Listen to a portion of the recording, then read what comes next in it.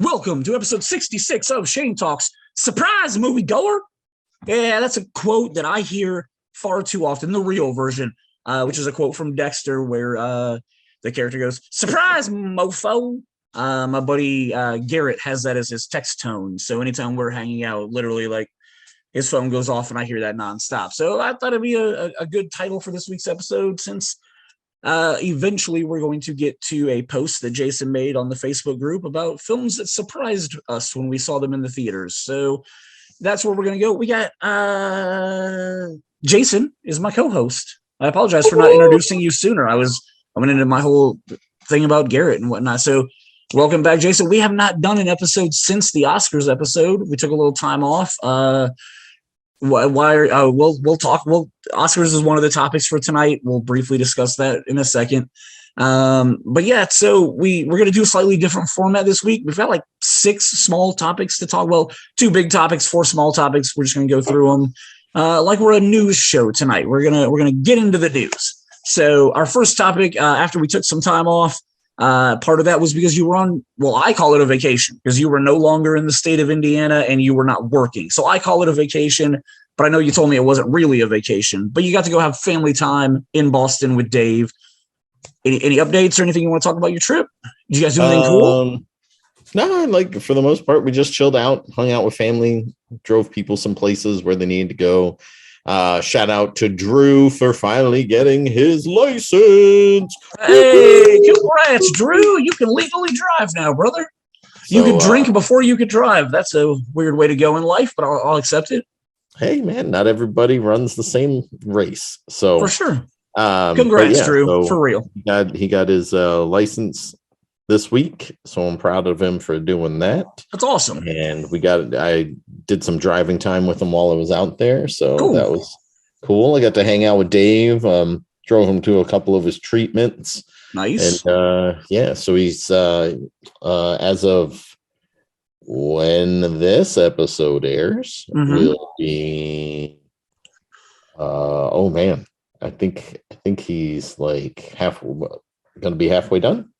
So it's like 27, 28 treatments or something, right? It's 30 treatments. 30 treatments. Okay. Finish it. They had to cancel one of them while I was there, and they ended up adding it to the end, just tacking it on to the end because they couldn't do it the day that he was there. And now he is super excited because he is going to finish on May 4th. Nice. That's awesome. Very cool.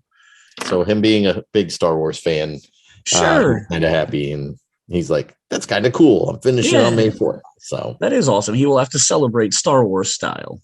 Yeah, definitely. Cool. So I hope you had a good time out there. Like I said, I consider it a vacation because you weren't in Indiana and you weren't working. So it's always fun to spend time with family. It was also kind of cool because like one of the things that I don't know why I've always felt a connection to this place, but I've only been there a few times. As far as I can remember, I think it's 3 times now. But we went to Old North Church or Old North Bridge, which is the bridge in which the rebels fired on British soldiers for the very first time after the British soldiers committed the Boston Massacre. Oh, okay. So yeah, like that's where the shot heard around the world happened. Okay. And yeah, I took my drone out there. I shot some footage. Cool.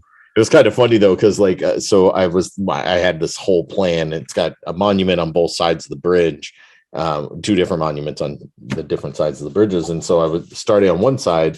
Now I was like, oh, I'm just going to fly right down the middle of the bridge. Nobody was there because it was a kind of a gray day. Okay. So I was like, you know what? I'm just going to shoot right across the bridge, just go walk right down the middle, go right across the other side.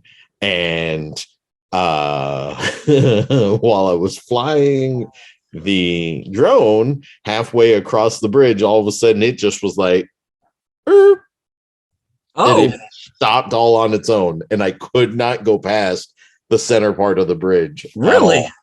I went backwards. I hit it full speed, and it still slowed down and came to a stop. Yeah, the Air Force Base is nearby, and so it can't fly within so close to an Air Force base. So they have some type of signal jammer that literally stops it from flying? Well, when this drone is connected to my cell phone and it uses the GPS on the cell phone to locate where it is, and it literally can make it stop wherever it wants. That's crazy. I didn't know that. Yeah, I didn't know it either until I was doing this. So I got a little bit of footage of Old North Bridge, and then cool. I shot a little bit of around my brother's house, and just for fun and trying to get better control over the drone and stuff like that. Nice. I can say, like, the stuff you've posted online that I've seen of your drone footage, the quality is amazing, and B, like, your camera work's amazing, man. Like, some of the shots that you were getting, like swooping down, going like between legs and coming back up, like that looks pretty dope. And the Old North Bridge, I tried a new setting, unfortunately, and so it's a very shaky camera on that one. Oh. But all the stuff that I shot around my brother's house, he lives on his backyard runs into a nature preserve. Oh, cool. And so, but yeah, so like I was just shooting around, and dude, I'm like flying up to his house, like right up to his windows and slowing down. And then so that like I'm sitting there, us being currently ex filmmakers, I'll put it that way. I was just sitting there thinking of like, oh man, like those shots in movies where like people come flying in, and then like, you can fade right into the bedroom or whatever. But I'm also like flying over the house, and like the sun was perfectly shining, so I was getting sun flares on my lens, like I'm JJ or something. And but yeah, I was just flying around and having a lot of fun with it. So first of all, it sounds like you're getting some really good B footage for us that we can just splice into whatever movies we potentially may be doing in the future. But at the same time, don't forget, we're not that far removed from filmmaking, because we produced that Glendale 12 video just a couple of years ago. Yeah, and I keep thinking that maybe I'll tease Tim and go film his Landmark Theater logo on the front of the building and get it over to him so he can cut that in or something. Who knows? I mean, it's our project. If anybody's cutting it in, I will cut it in. If you want to do that, good point. If you want to do that and give me the footage, I will cut it into that video. So, but you can definitely do that. Had some fun with the drone while I was out there, just shooting around, being silly, and awesome. I'm looking forward to. I think sometime when I go out there again, I think I want to go out towards like. If I can, I want to go down towards like Plymouth Rock and shoot the Mayflower too, and get some footage over there. That would be pretty cool. We'll find something to write around that. Well, I was going to say, and on top of that, like the only other place I really want to go, with the fact that my drone stopped halfway on that bridge, because like I wanted to shoot around. It's called Castle Island, and it's in South Boston, but literally, like, if Castle Island is a circle on the ground, the plane's landing at Logan International, like literally, and I'm like, yeah, there's no way they're gonna let me fly a drone in that area. Yeah, probably not. That sucks. Yeah, don't need to cause an incident. Yeah. So we just mentioned Glendale 12 a few minutes ago, and that's going to segue us into our not so great next topic to talk about, because it sucks, but I want to give a shout out to somebody that's, I mean, I don't know if important is the right word, but somebody that was big in our lives for, the last, I'm not fully 10 years, but almost. Well, for you, for sure. I can't remember when she got hired at Glendale. I was at Glendale for 10 years. And I remember her being there the majority of that time, but I don't. Well, okay, cool. She was there for a lot of the time that you and I were there. Yeah. And then I know that you had previously worked with her and whatnot, but recently we lost one of our ex-employees. Her name was Betty Harrison, known as Miss Betty to anybody that ever worked with her or worked for, or that she worked with or anything. Unfortunately found out basically about 2 weeks ago, week and a half ago now, that she had passed away. I honestly didn't even know that she was that sick. It kind of sucks. Let's see, when we were at the theater back in August, we were talking to her fairly regularly. Like, she was getting treatments and stuff for her cancer, but she still sounded in good spirits and was just waiting for her doctors to say it was okay for her to come back to work. I don't know if she ever did end up going back to work, since you and I both left at that point. She didn't. Okay. I'm pretty sure hospice. Okay. Yeah. But yeah, hearing that she passed away kind of hit me. And again, it's like, it's not like Betty was like a huge part of my life outside of work, but she was a extremely huge part of my life when I was at work. So it was really, really sad and disappointing. You got any Betty stories or anything you want to say about Betty? So when I first met Miss Betty, she worked for me at AMC Clearwater, her and her daughter, Ashley. And my favorite thing that she used to always say, and she didn't say it when she worked at Glendale. I don't know when she got it out of her repertoire of things to say, but like after, like anytime anybody did anything that kind of like surprised her or took her off guard or anything like that, she used to always go, "Woo-cha!" And like, I don't know. And she just got it out of her system at some point because she did not use that. For the longest time, I didn't know. My brother David worked with her before I did at Clearwater. And I didn't and he was like, "Oh, she was the teacher." And I was like, I knew she was in the Army, Right. but I never knew that she was a teacher. Oh, I knew she was an RN or whatever. She is CNA. Yeah. Or CNA. Yeah. CNA, or is it LPN? Whatever. No, it's certified nurse's assistant. Yeah, Okay. it's CNA. But no, like she was a teacher. Cool. I don't know if she was a teacher's aide or just a teacher, but whatever the case may be, I didn't know that, and I don't remember it anyway. Sure. And so my brother was like, "No, she was a teacher." I was like, "I don't think she was." And then we went to her funeral and read her obituary, and it's like she was a teacher. And I was like, "Oh, hey, look, my brother was right, and I was wrong." So no big surprise. The guy who had brain surgery has a better memory than Jason. So, but yeah, Miss Betty was great. One of the things that always cracked me up was working at Clearwater and being in the time frame that I was there. I was in my early 20s, and for some reason we ended up getting a bunch of us to go to CT Peppers. It used to be a bar in Broad Ripple right next to the Vogue, and it was like a classic like rock style live music bar up top, and then when you went into the basement it was a dance hall. And they played they spun DJ stuff, and so she came with us out of all the things that I ever did with Miss Betty outside. Like I never saw her outside of work except for that time, I think. And yeah, she went to CT Peppers with us, and she hung out with Christy Metzger right next to her, and they just sat there drinking and laughing at us, dancing like fools the entire night. And she was a big light in this world. And if you believe in certain things in this world, then you should know that she's in a better place, at least in my opinion. I would think so. So for sure. But yeah. So my favorite thing about Betty is she would always tell me, "The devil's tempting me today, Shane. The devil's tempting me today." And I'd be like, "Betty, what are you talking about?" And she'd be like, "These guests we have today, they're pushing my buttons. The devil is tempting me." And I always remember her saying that to me. I thought it was always funny that's how she expressed to me that she was not happy with our guests that day. It always it never surprises you when you hear stories about somebody. But while we were at her funeral, and her cousin explained, he was like, "Oh yeah, she used to tell me, just come on into the movie, come over to the movies. I'll get you right in." And Shane and I are sitting there looking at each other, and Shane, you looked so like annoyed, but like pleasantly annoyed by that. And all that went through my head was, of course she did, because it was Miss Betty.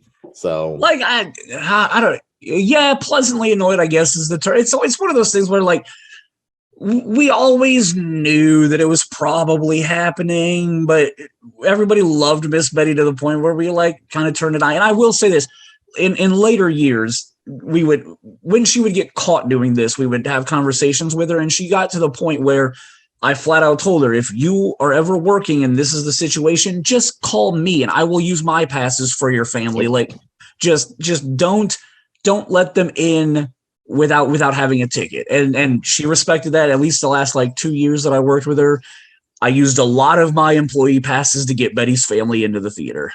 And and that was just to not only save our butts, but to save hers, because for sure we didn't want to lose her as an employee. But then on top of that, we didn't want to get in trouble if they got caught doing it, and it was on our shifts constantly or something. And sure, just looks bad on us. And yeah, let's do it right. Yep. And not care that we're spending extra passes or whatever. Yeah. So really I feel bad for Ashley. I wish I would have gotten to talk to her. What day was that? Last Saturday. But she was kind of overwhelmed with a lot of people always around her, and I didn't want to try to butt into that. So I'm glad you got to talk to her before I got there. Yeah, her and Jackie, much love to them, and Layla. Rest in heaven, Miss Betty. So. I mean, Layla was kind of like our little mini mascot, I guess. Like, she literally got dropped off at the theater every day that Betty worked and hung out in our lobby or went and watched movies until Betty got off her shift. So and like literally watched Layla grow up. Like, I mean, I remember when she was like ankle high. And then, like, you know, seeing her, you know, at the funeral, and the last time I saw her at the theater, I mean, you know, she's what, 10 or 11, 12 now? Something like that. Yeah. She's so, tall. like, yeah, she's a lot bigger than she was the first time I ever met her. But yeah, really, really sad to see Miss Betty go. She was a great person. She had a great laugh, and I always remember that when we would talk about anything, she'd be like, "I just can't wait to get home to my whiskey. I just can't wait to get home to my whiskey." Being somebody who used to drink a lot, Betty and I could talk about drinking a lot together. So I will miss those conversations with Betty. She was a great person. She was.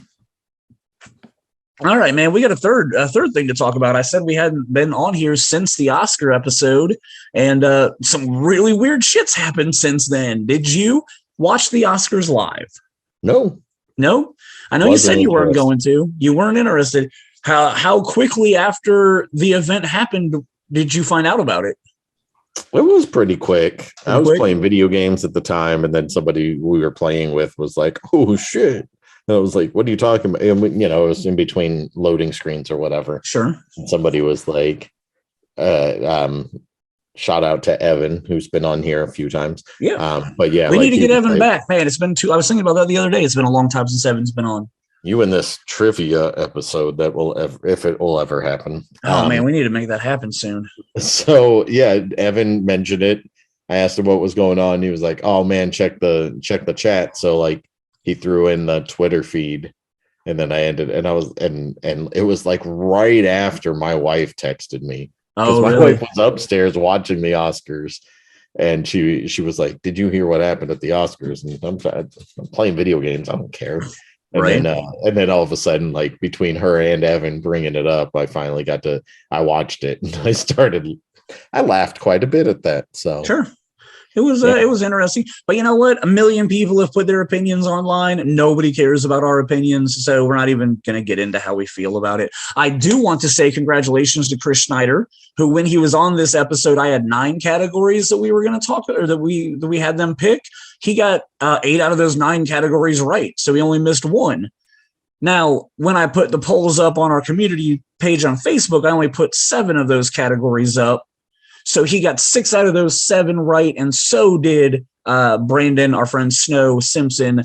He also got 6 out of the 7 right. So, I mean, Chris technically predicted more correctly, but Snow didn't even have the chance in the supporting categories. So it is what it is. But Chris Schneider, man, he got a lot of stuff right with his Oscar poll. The cinephile. He is. All right. Our 5th topic that we're going to talk about tonight.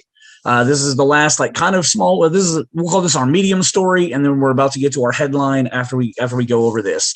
Since our last episode on April 1st, it came out, or March 30th, it came out that Bruce Willis has decided to take a break from acting because he's been diagnosed with aphasia.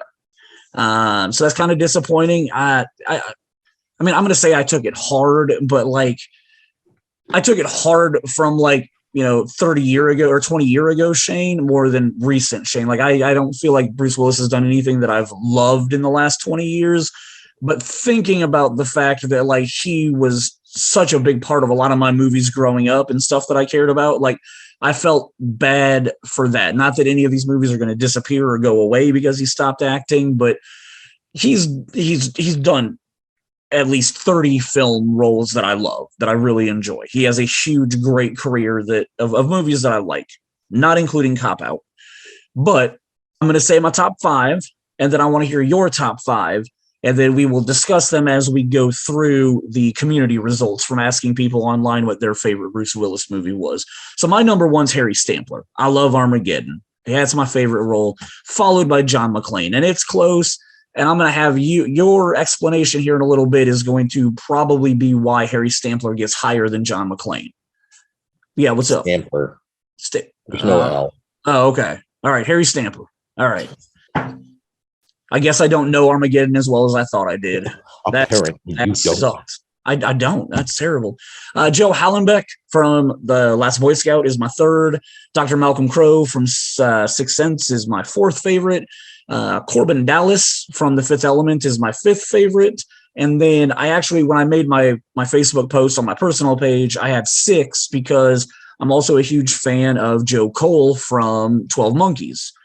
But I decided that that one had to be my 6th because the more I thought about how brilliant that Terry Gilliam film is, he is just a part of a trifecta of actors that make that so good, because Brad Pitt is actually my favorite character in that movie.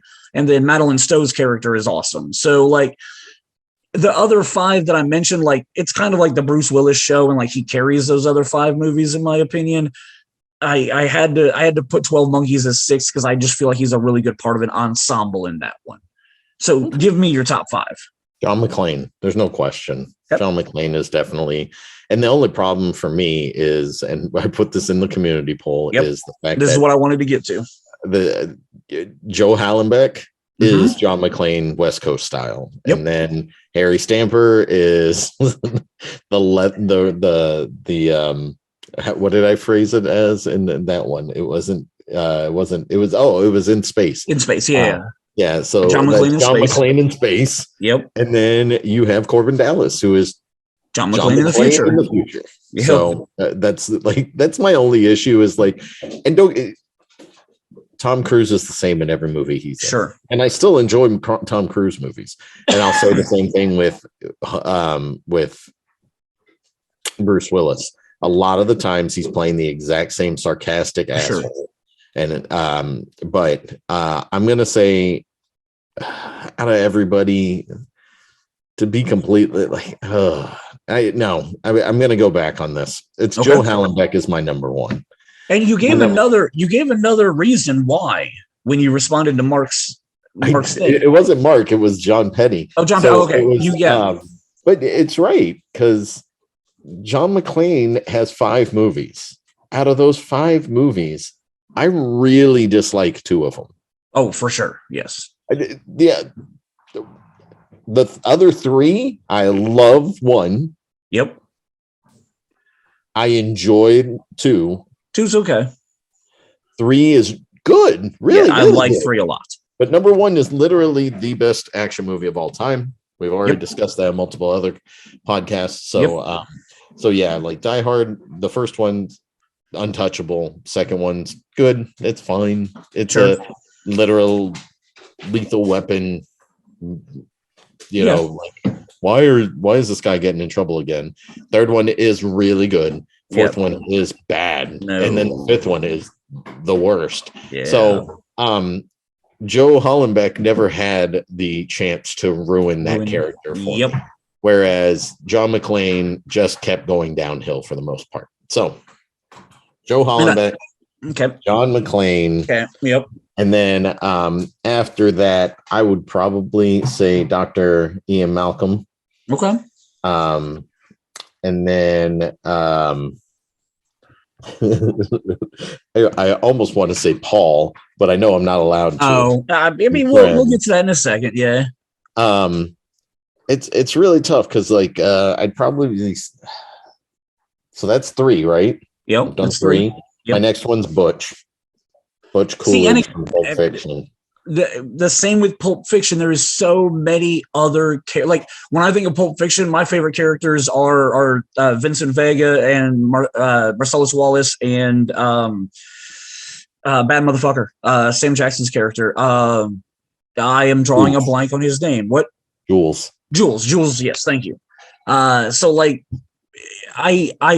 Bruce Willis does have some good material in Pulp Fiction. The samurai sword the katana will like forever be associated with his character in that movie, but like he's just not in enough of that movie that it makes me think it's one of my favorite characters of his. Yeah, and I can see your point on that. And I mean, again, it's just personal opinion. And like Chris Meek, well, we were going to get to it, but Chris Meek is the one that suggested that's his favorite role of Bruce Willis, and I was going to address that then. Like, I can see why that would be somebody's favorite role. It's just my opinion that he's just not in it enough for me to be like, oh yeah, that's right, he's amazing in that. Yeah, and I can get your thought process on that. I think my fifth one, honestly, is probably David Dunn. Ooh, good pull. He doesn't. It's kind of tough because it's very understated acting in Unbreakable for him. Yes, because he is so mousy or timid, or I don't know how to explain how he is in that film. He's just so worried about everything. And so unfortunately, that's a character like with John McClane that unfortunately did get ruined for me 20 years later. Because Unbreakable is phenomenal. The last scene in Split is like, oh, awesome.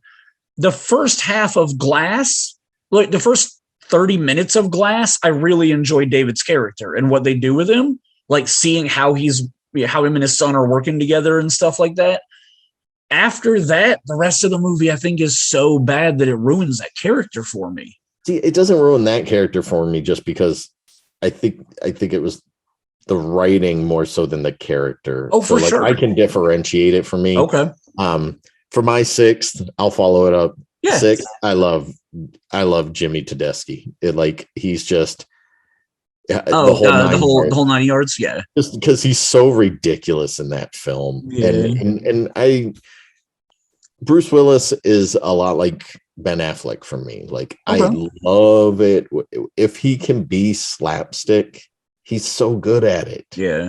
And proof of that being when he played Paul Stevens in Friends, I mean, in the later years, because like he had that proof back in Hudson Hawk days and Moonlighting. Yep. So, but yeah, I definitely David Dunn and Jimmy Tedeschi finish off my top six. I like that for sure. On the poll, Brittany Petty threw out there that her favorite performance by Bruce Willis is his stint on Friends when he was Paul, Elizabeth's dad, and I went ahead and let it stand. I know he hasn't done a lot of television work, so like I mean, I have nothing against Moonlighting. I've just never watched enough Moonlighting to say that I'm a Moonlighting fan. I've seen episodes, but like they're just Moonlighting episodes. Like I need to someday sit down and try to watch the show and see if I really like it. But so his run on Friends is like what I know him from on television. And like you said, he was great being allowed to just be a comedian and like do some really funny stuff. Yeah.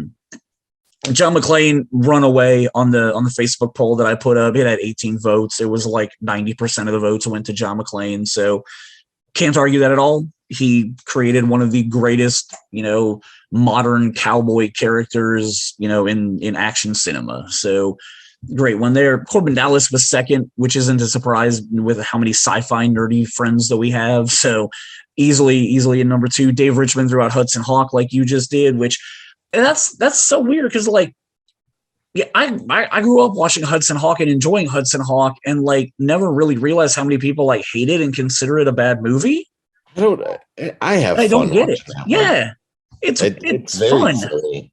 It's ridiculous. Like I know specifically our friend Steve Wilhammer, I know he is a huge anti-Hudson Hawk person. He's made some very negative Hudson Hawk comments before. So I've never gotten that. I've always enjoyed Hudson Hawk and found it to be really funny. Joe Hallenbeck had a disappointing 2 votes. You and John Petty went into a conversation about how he considers it an underrated movie. I never considered it an underrated movie. I thought it was literally one of the most quotable action films ever because Shane Black is a genius. So it's one of those ones too, where like you could have maybe, I don't know if anybody else could have played Joe Hallenbeck at that point in time. Yeah. No. The sarcastic humor that came out of him. But then like, Damon Wayans is like perfect for Jimmy. It's one of those moments where you're just like, I think about it, and there's so many people that are interchangeable in most movies. Sure. But like, I think of him in that role, and I'm like, maybe Eddie Murphy at that point in time, because this was early 90s. Yeah, 91. He might have been able to pull off an Eddie Murphy with him. They probably couldn't have afforded him at that point, but like I'm trying to think of somebody that's on the same level that could have pulled that off, maybe. But like Damon Wayans is perfect in that role. Like, the most underrated character in the entire movie is Joe's daughter, played by Danielle Harris, who was in fun. Yeah, it was in a couple of the Michael Myers movies. She was Julie, whatever. In 4 and 5, she was part of the Halloween franchise. Then she was in Urban Legend. So Danielle Harris, Urban Legend. She's the goth roommate that gets killed. Oh yeah, yeah. So like I haven't watched that movie like in so long. Oh man, you need to revisit it. It holds up as ridiculously bad late 90s slasher films go. It really holds up. It's a lot of fun. And it's got one of the best casts that's ever been put in a horror film. But yeah, so Danielle Harris as Joe's daughter, and that is just hilarious. Jamie Lloyd, thank you.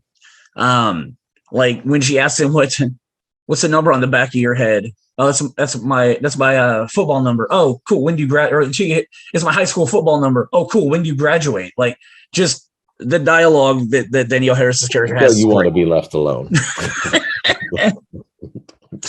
Oh yeah, she is great.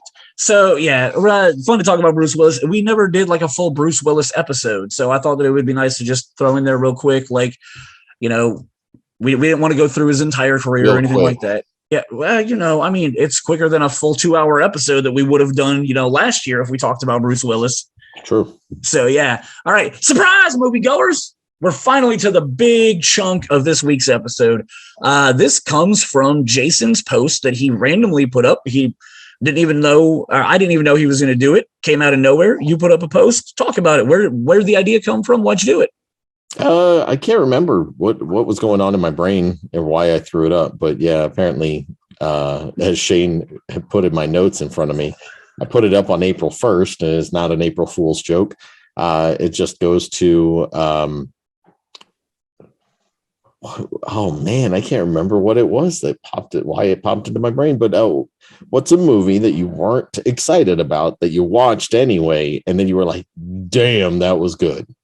There is, I think it was because of Emperor's New Groove, honestly. Okay. Like I forget what happened, but I was like, I was like, you know what? I remember not being excited about it, but it was one of those ones that we were going to QC because I had a trade screening at Eastgate, and we built it at Eastgate. And remember, we screwed up the reel because it went to like all the flying bats.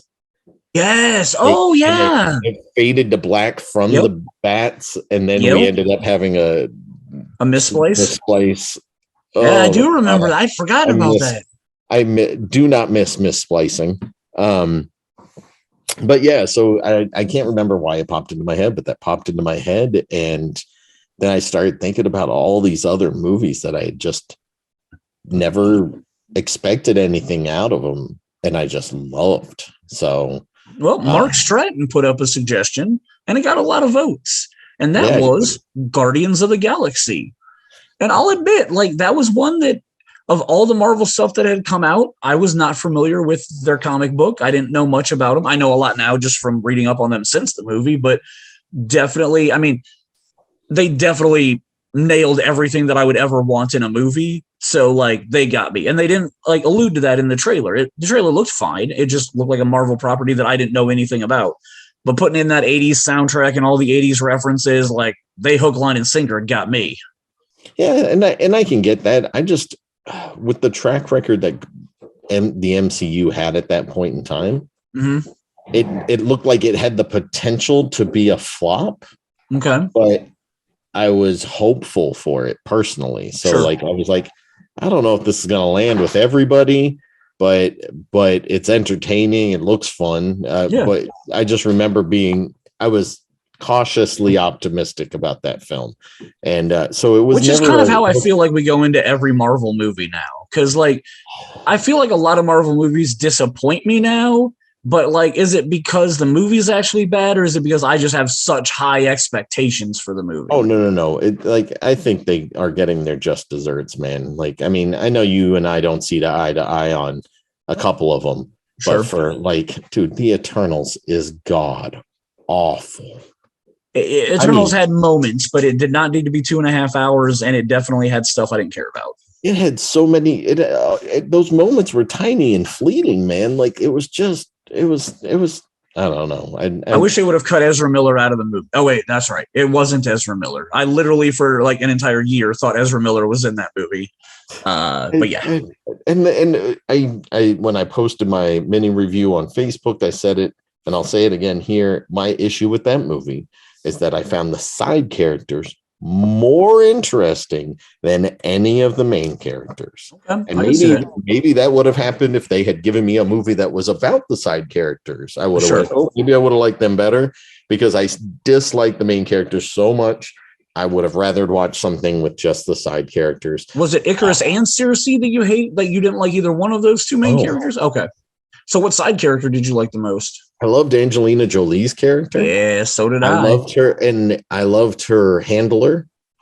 Like that pairing, like something for me worked with those two. Yeah. I also really liked. I thought the inventor guy was cool. Oh yeah, he was cool. I thought he was good. He wasn't the best, but but then the movie star. Oh yeah, Kamal. Yeah, like whatever his name is. He was super entertaining and funny, so it was working for me. And then they just make him the side character that's barely there, and it just didn't work. So understandable, which is interesting, because I do know that there are some friends of ours that were like, "Oh no, that movie was fantastic. That was awesome." And I'm like, "How? What did you watch?" Because we did not sit through the same film.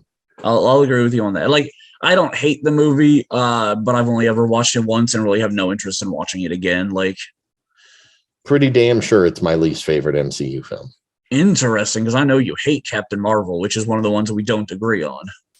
And Captain Marvel, I don't hate it. It's just near the bottom. Okay. I hate Eternals. Okay. Do you hate Thor: The Dark World? Okay. It's near the bottom. Near the bottom. It's really close to the bottom. Yeah, that's very, very, very near the bottom for me. I would put my favorite part, though. One of my favorite parts is when they have Kat Denning standing there, and then all of a sudden Mjolnir flies past her, and she's like, "Meow meow." Yeah. Like, it's funny. It's a small moment, but that's it. Like, yeah, there's so much of that movie that's not good. So So behind Guardians of the Galaxy is your aforementioned The Emperor's New Groove, which I agree. I had zero expectations that night that we watched it, and I remember laughing a lot and being very entertained. And I mean, I was a David Spade fan at the time, so I think that probably helped a lot. And John Goodman is cool. That was the same year as Coyote Ugly, if I remember right, 2000. I think you're right. Somewhere around there. So it would have been 01 maybe. Or 01 maybe, yeah. So it was right around the Coyote Ugly time. What's interesting about Emperor's New Groove is that they reworked that movie so many times. Really? Yeah, like, I mean, it was originally going to be a huge musical, and it was going to be a return to the Disney musical kind of thing, and like it just wasn't working. They kept a couple of songs in there, the Tom Jones song at the beginning, the Cusco song. Yeah. They kept that one in, but they rewrote a bunch of it. And then on top of that, the marketing team had no clue what they were doing. Like, as far as they didn't know what they were going to do with the movie, because they didn't know where it fit or anything. And so I just remember a lot of it was like they did a whole lot of like white backgrounds with just Cusco and stuff like that. And it was fine, but it was generic, and they were probably just doing it so that they would save money and time. Sure. Which was fine. But yeah, that movie is fantastic. I mean, Patrick Warburton is phenomenal. He was coming off Scream 3. Yeah. What's that? Eartha Kitt. Yeah. Yzma. Such a fantastic film. So. Yeah. So go ahead. Go ahead. Well, I was just going to say, like, I think next on it's a little bit down the list. Oh, a few other suggestions of mine. Yeah, go for it. Well, that didn't even get votes. Oh, okay. Chicken Little is one of those same movies for me. It's such a silly film. Sure. And Zach Braff is the voice of Chicken Little. But dude, there's so many quotable lines and so many ridiculous moments in that movie that I just, again, one of those ones where I was like, whatever. Like, I don't know. Like, I know the sky is falling from Chicken Little, but like, sure. So once I watched that movie and I was laughing as much as I did, and, you know, we've mentioned it many times. Sometimes the people you're watching the movie with can make the movie way more enjoyable than it actually ever was. For sure. And that was one of those times where I was working with Justin Rochelle. Nice. And the fish out of water was something that just made us laugh a whole lot. Nice. So, I have not seen the movie, so I may need to put it on my list of to watch. Oh, yeah. Pop it on. It's on Disney+. Sounds good. Oh, cool. Yeah, I could definitely make that happen. You'd also suggested Edge of Tomorrow, which got some votes. Dude, I liked it. It's like, yeah, I liked the movie a lot, but I also had no expectations for it, so it just kind of was exactly what I expected. Like, it was cool. I think that I would have liked the original ending better, but Sure. I'm okay with what they did. It makes sense for a studio to do what they did. Aren't they doing a sequel to this, or haven't they been talking about doing a sequel to it? I guess at some point they were going to, but then somebody said that the script was so outrageous that they couldn't afford to ever make this. Oh, okay. All right. So, but yeah, like Edge of Tomorrow, own it on 3D. It's a fantastic movie. It was something where I was like, Doug Liman and Tom Cruise. It just looks kind of, and then like it just, I was kind of like tepid on it. I was like, whatever. It's a movie. And then I watched it and it's just so much fun.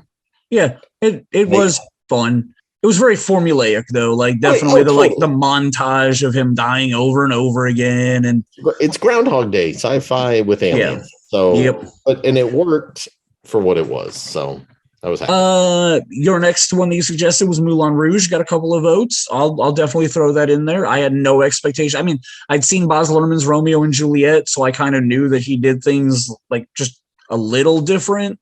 So a little, a lot different.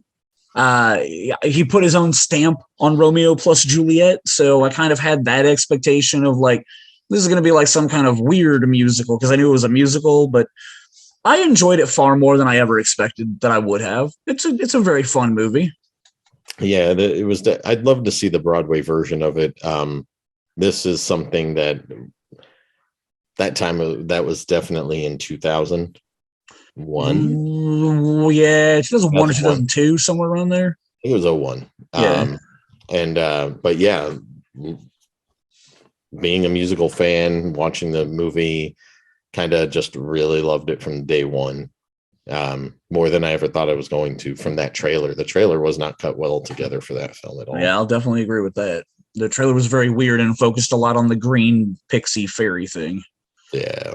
Yeah, so that was very bizarre. You also suggested Ocean's 11, which is one that I literally was trying to think back if I had any expectations for it, and it just had a cast that I loved, so I just wanted to see the movie. So, yeah, I don't know.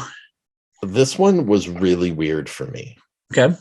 I went in and watched it for the first time at Clearwater. I watched it, and I was annoyed by the whole movie the first time I ever watched it. What? I was super annoyed because it just felt like they just kept going, we're so cool. We're so cool. They are so the cool. The whole movie, it was, we're so cool. Look at us. So cool. We're cool. They are cool. We are cool. Oh, they are cool. So it was just something about the movie the first time I watched it that I just didn't get it. Didn't like it. I was just like annoyed. I was like, man, they just think they're just so cool through this whole damn movie. And then it clicked for me after I saw the movie and thought about it, apparently, because the next time I watched it, loved that movie. Good. That movie is fantastic. Everybody told me it was good. I think it might be great. Yeah, I'll agree. And I don't know what was wrong with me the first time I watched it. You must have just not been in the right mindset for it because the I dialogue. watched it by myself, so I don't know. I don't know what the situation was, but yeah, I totally was just meh about that movie, but I love it, and it's literally a great film. the dialogue in that movie does so much foreshadowing that you don't even catch. They're like, we have to build a replica of the vault. Oh, is this for us to practice? Yeah, something like that. Like, just little lines like that where you're just like, oh, like he's just being dismissive. No, it's because it's something like that, but you won't find out what it's really like until later. Dude, and like it's so good. That movie is, like I said, it definitely has great status for me.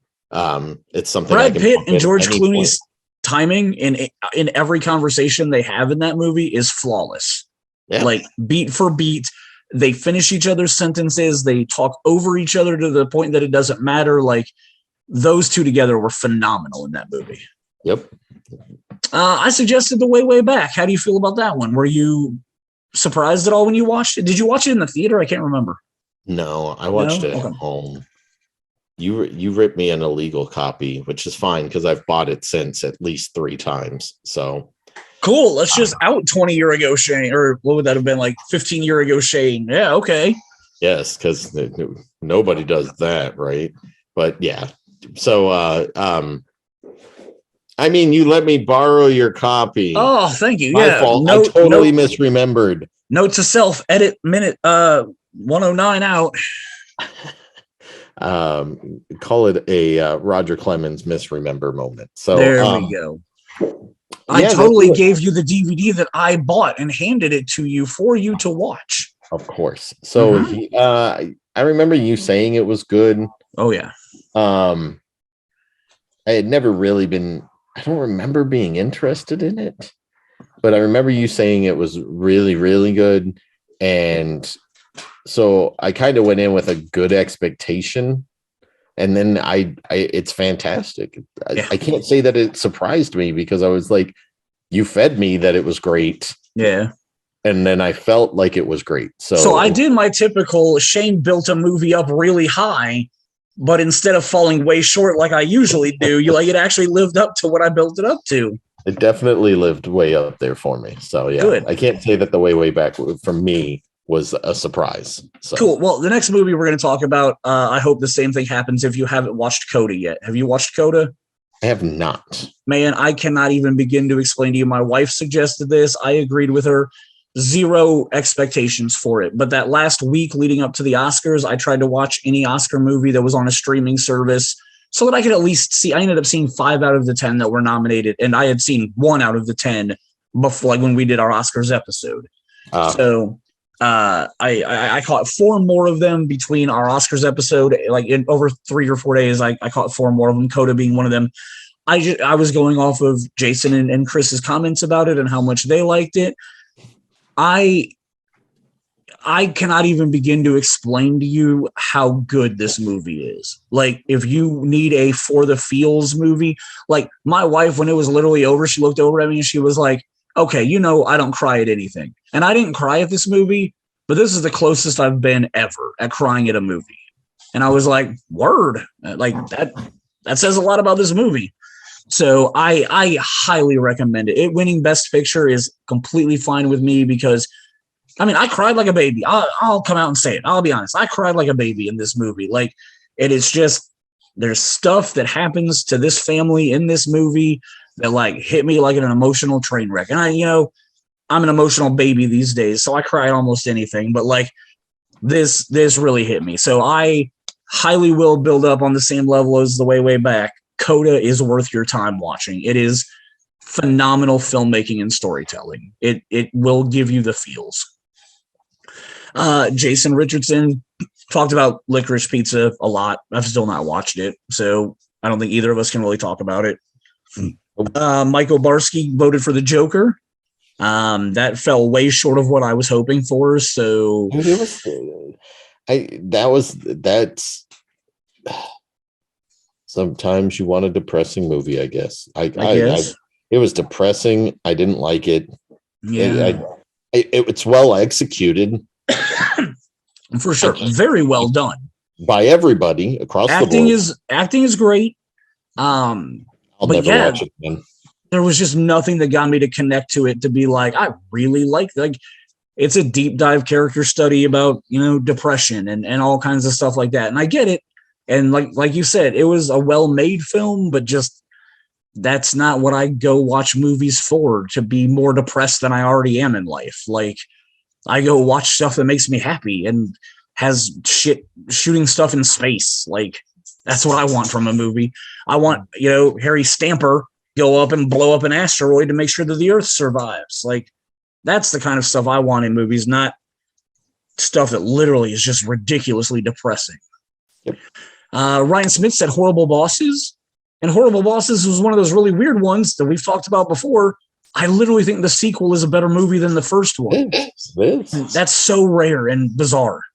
It is. I will disagree with Mike on this, or Ryan Smith on this, because of the fact that I wanted to like this movie a lot, and I thought it fell short of what I wanted. Where the second one, I had no expectations because of my low expectations my low opinion of the first one, lower opinion of the first one, and the second one I thought was way, way better. So I agree 100%. So yeah, that's my opinion on Horrible Bosses. Yep. Our buddy Big Mike threw out Free Guy, which I'm confused by, because I don't know how you could have had I had high expectations for that, and it I'm not going to say like it surpassed my expectations, but like what I expected them. Yeah, it met my expectations, but it met them not the way I expected. The story they told in Free Guy wasn't the story I thought I was getting into. So I wouldn't say hoodwinked, but they gave me a different story than the trailer led me to believe I was going to watch. And they still executed it very well to my enjoyment. And obviously all the video game cameos they threw in there just made it better than I expected. So I can kind of see where he's coming from on that. You also mentioned Varsity Blues. Dude, so I remember watching that trailer, and I don't know if there was a ton of, this was one of the first MTV movies, and there were a ton of commercials on MTV that had like character moments. Oh, I don't remember that. The one I remember the most vividly was Amy Smart. She's working at that like dine-in, drive-in place, and she's like leaning out the window, or leaning towards the window, the serving window or whatever. And then she's like doing like an inner monologue of like Johnny Moxon and like football in her town and stuff like that. And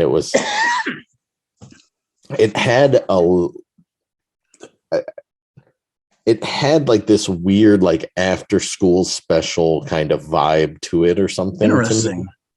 And so like it was just one of those moments where I was like, what the hell kind of like, okay, it's a football movie in high school movie, but like I had no expectations for that film, man. And that's one of my all-time favorite football movies. So I mean, it had Dawson Leary in it, so I was already hyped and ready to go watch this movie. Like, I was not hyped. I never watched Dawson's Creek at that point in time. Oh yeah, I loved it. So seeing Dawson Leary in a movie, because like I don't know if you know this, but in the late '90s, the entire cast of Dawson's Creek tried to distance themselves from Dawson's Creek. This was James Vanderbeek's attempt to distance himself from Dawson's Creek. Like Pacey did Urban Legend, and what's her name? Katie Holmes did Disturbing Behavior, and then she did The Gift. And then like Michelle Williams did Halloween H2O. So they were all trying to like, we're not this CW. What was it? No, the WB when it first launched. We're not this WB, poster child thing. So yeah, this was Dawson Leary finally making a movie. And I was so stoked. I mean, I guess he'd been in like Angus and whatnot before, but this was him doing. Yeah, this was his first role, real role. So the last movie that I put out there, and I need you to fill in a couple of gaps in my memory from the story, was Lilo and Stitch. Because totally agree with you 100% on this one. So the night that we watched it, had you already seen it? Yes. Okay. That's how you convinced me to watch it, because I was going to boycott this movie, and I was going to boycott it because I was so incensed by their trailers and their marketing campaign where Stitch was ruining classic Disney films, specifically the Beauty and the Beast scene. I know they did, I think, like 6 different movies. Like, I know there was a Little Mermaid version and Aladdin version. Yep. And so, like, Lilo or Stitch was ruining Lion King. Disney, Lion King. Because he picked up Lilo instead of Simba. Yes. He picked up Stitch. Sorry. Yeah. Sorry. I made the same mistake. But yeah, so I was going to boycott this movie. I was so infuriated by this marketing campaign where I was like, I refuse to watch this movie. And then I remember watching it with you, and I thought that you had already seen it, and that's how you convinced me, no, dude, you need to give this movie a chance. What made you give it a chance? I was in the same boat as you. I wasn't interested. It looked silly and stupid. This was another time frame where this is right after Emperor's New Groove. This is the year after Emperor's New Groove, I think, or maybe like 18 months after Emperor's New Groove, because Emperor's New Groove might have been like a November release, and I want to say this was like a May. Yeah, of 2001-ish. That sounds right. Or was this 2002? And this was 2002. Okay, yeah. I only remember this because I had a absolutely horrible realization with an ex-girlfriend on this day. Oh. And my brother Michael had already seen Lilo and Stitch, and he knew what mindset I was in. Okay. And he was like, we're going to this movie. And I was like, I'm not. No, like, that's stupid. Like, that's not a good idea. And he was like, no, we're going to see this movie. So then we went and saw it, and it definitely easily pulled me out of my funk that I was in that day. Nice. And even though I probably retreated back to that funk not too long after the movie, but the movie definitely gave me a good break from reality at that point. And it's still one of those movies that I love it when my kids watch this and Emperor's New Groove. Yeah. And don't get me wrong, I like the other classics that my kids like to watch of the Disney films, but this one and Emperor's New Groove and Chicken Little are all ones that are close to my heart for whatever reason at this time frame. That because Chicken Little was only like 04, like 03, 05, maybe somewhere in that range. Somewhere in there. But yeah, really good Disney films that I just never expected to like and really did. So it's weird. I don't know why. I thought Chicken Little was like a DreamWorks movie or something. I didn't realize that was a Disney flick. Yep, Disney flick. Did DreamWorks do a Chicken Run? Was that DreamWorks? They did. They produced it in the States. Okay. Because it was done by the guy who does Wallace and Gromit. Okay. And that might be what I was getting confused. I think they had the distribution rights in the States for that. So very, very cool. All right, man. Well, that's a great rundown of the last couple of weeks that we haven't had episodes. We got a lot of topics talked about. Can you name any movies that you like that have the word Earth in the title?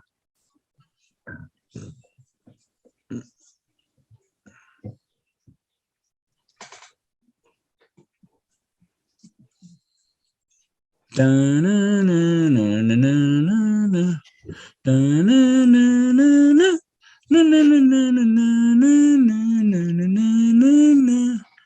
know one that you would put on there. Oh, which one is that? Another Earth. That is, yes, that's going to be on the list next week. Next Friday, the 22nd, is Earth Day. So our episode for next week is going to be Earth themed. So we're going to have movies like After Earth, Battlefield Earth, Here on Earth, great movie. Lily Sobieski, Josh Hartnett, Chris Klein. Isn't that Down to Earth? No, Down to Earth was the Chris Rock comedy. Oh, that was the remake of Heaven on Earth. Oh, Another Earth, like you said. The Journey to the Center of the Earth, both the original and the Rock remake. No, that was Brendan Fraser. Oh, Brendan Fraser. The Rock did the sequel, didn't he? Yes. Yeah. Yep. So, Journey to the Center of the Earth. We're gonna put up some polls and see if anybody has any. The Man Who Fell to Earth, I think, is one. I know our friend Jay had me watch a movie a couple of years ago, the Man from Earth or something. It's a sci-fi flick about a time traveler.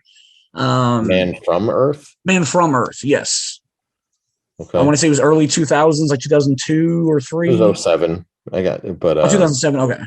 Earth Girls Are Easy. Oh, the great one. Yeah. I didn't even think about that one. Earth Girls Are Easy. Yeah.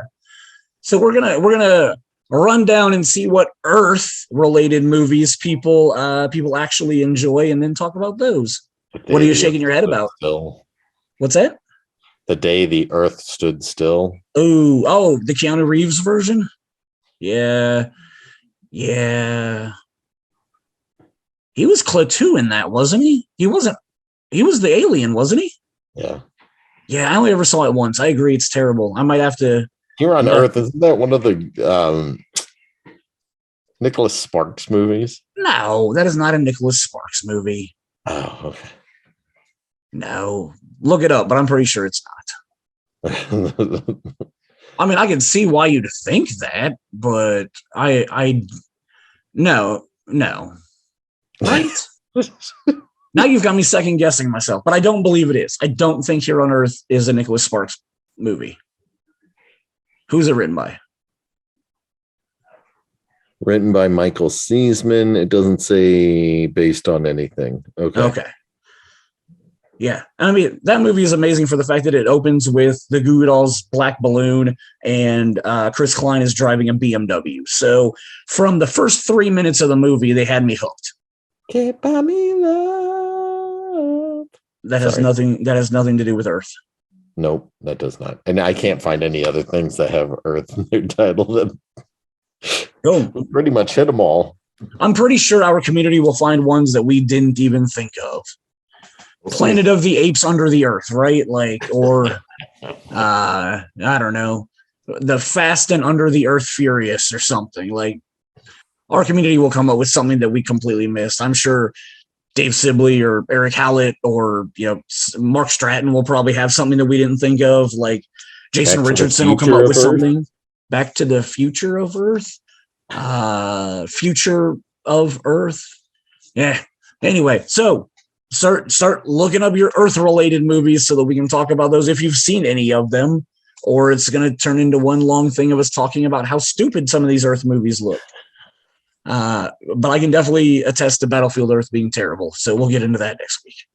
So, all right, next week, Earth Day Week episode, and then we'll have one more episode before our Star Wars May 4th annual, third annual May the 4th episode. I'm super excited for that because I already know what you're wearing. I gotta get my costume ready. Crap. I'm very excited about that episode. And that's a midweek episode, so we might do a Friday one also that week. We'll see how it goes. But yeah. All right, man. Thank you guys for listening tonight. We will see you next week with Earth Day Week episode. Later.